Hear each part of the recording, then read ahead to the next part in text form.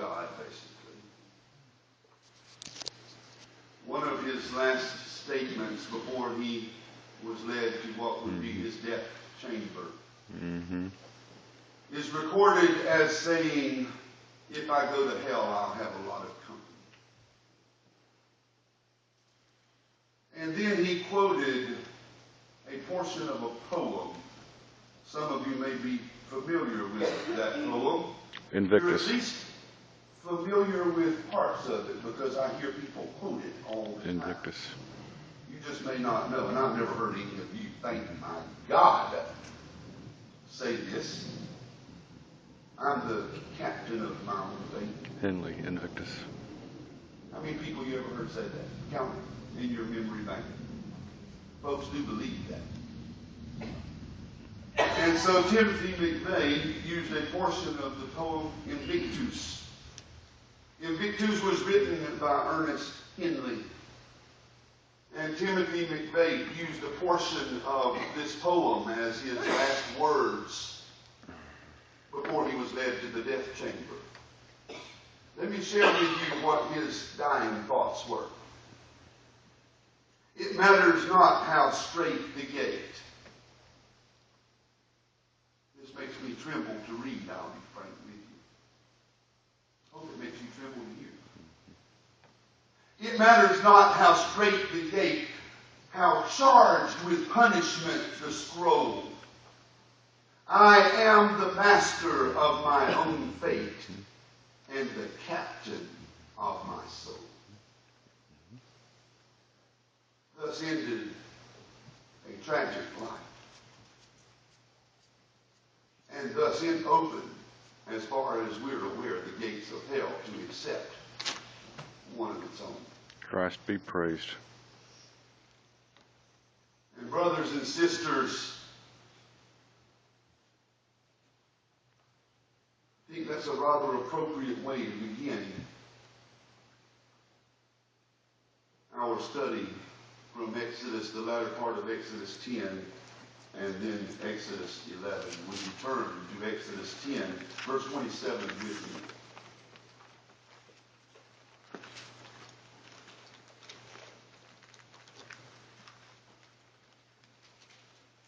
Exodus 10:27, but the Lord hardened Pharaoh's heart.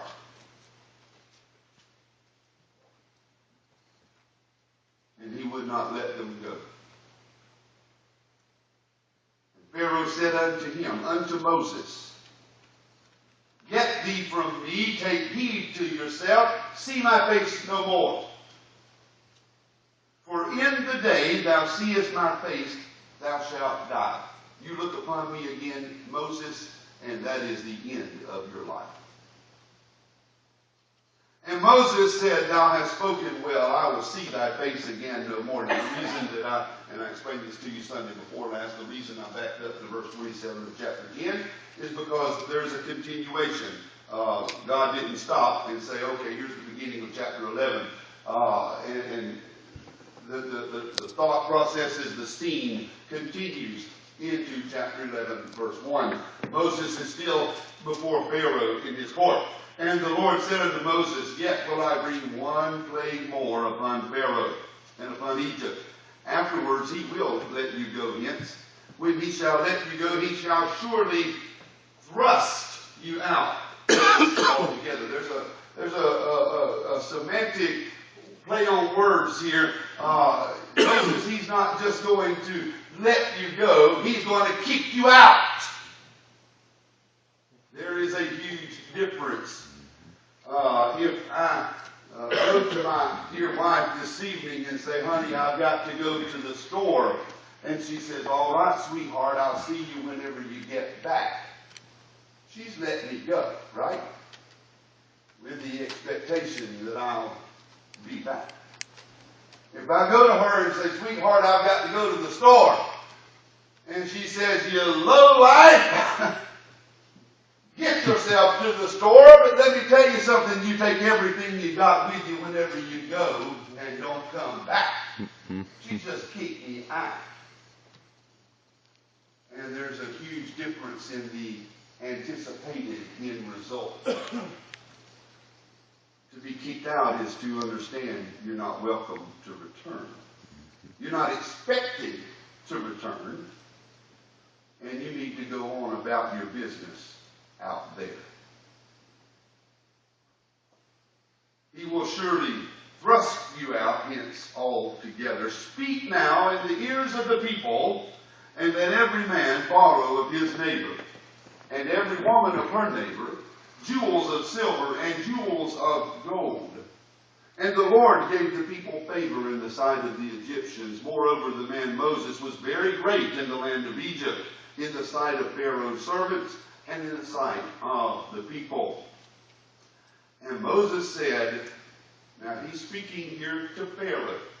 That was an interjectory phrase there in verses 2 and 3. Moses is still before Pharaoh. And Moses said, thus saith the Lord, hear this, Pharaoh, about midnight will I. Who? Moses? God. Get the pronouns straight here. You have to watch the pronouns in the scriptures and in every speech for clarity. About midnight will I go out into the midst of the people. And all the firstborn in the land of Egypt shall die. From the firstborn of Pharaoh that sitteth upon his throne, even unto the firstborn of the maidservant that is behind the mill, and all the firstborn of beasts. And there shall be a great cry throughout all the land of Egypt, such as there was none like it, nor shall be like it any more. But against any of the children of Israel shall not a dog move his tongue, against man or beast, that ye may know how that the Lord doth put a difference between the Egyptians and Israel. And all these thy servants shall come down unto me, and bow down themselves unto me, saying, Get thee out. And all the people that follow thee, and after that I will go out. And he went out from Pharaoh in a great anger. And the Lord said unto Moses, Pharaoh shall not hearken unto you, that my wonders may be multiplied in the land of Egypt. And Moses and Aaron did all these wonders before Pharaoh, and the Lord hardened Pharaoh's heart, so that he would not let the children of Israel go out of his land. Brothers and sisters, I want us to understand something here this morning. We're coming up upon a study of the plague of death. That's going to take us several Sundays. As a matter of fact, it'll take us right into the Christmas season, and then we'll set it aside for a little while and then pick it back up in January. What we are coming upon is the study of a miracle. Brother Hugh, I thought you said it was a plague. Plagues lead to miracles. It's also a miracle. You ever thought of death that way? How about the death of children that way? Well, let me explain to you what I mean, brothers and sisters. The other 9 plagues that preceded this 10th plague, the death angel, if you will. The other 9 plagues, historicists and naysayers and those who would just rip God's word apart, have explained away quite ably, I must admit, in some respect, have made pretty valiant efforts at explaining the other 9 plagues as natural circumstance. It could have happened this way. Venus might have lined up with Mars, and everything in the cosmic universe might have just seemingly come together, kind of like they'd have you to believe we came out of the ocean. And all things were equal and right, and that's how this particular plague came about. And of course, the plague of the flies, you've got to look at their sanitation efforts of that day. There were next to nothing, and that was just, and then the locust, well, that's something that happens even today, and that is true, but just not in that degree.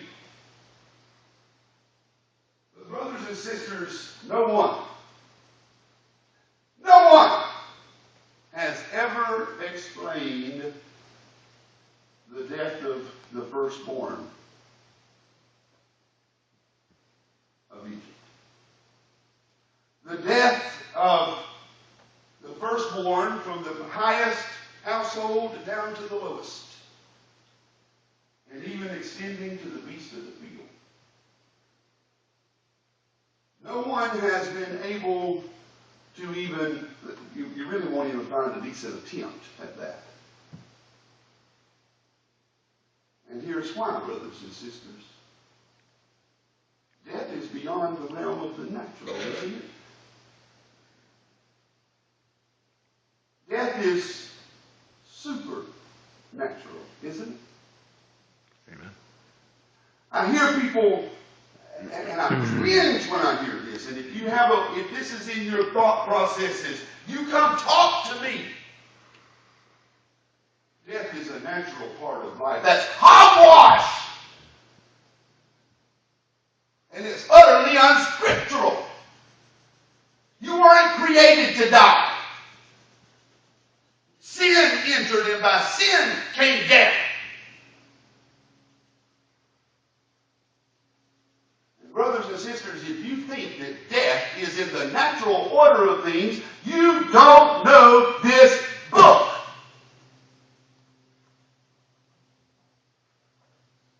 And furthermore, if death is the natural order of things, what was Calvary all about?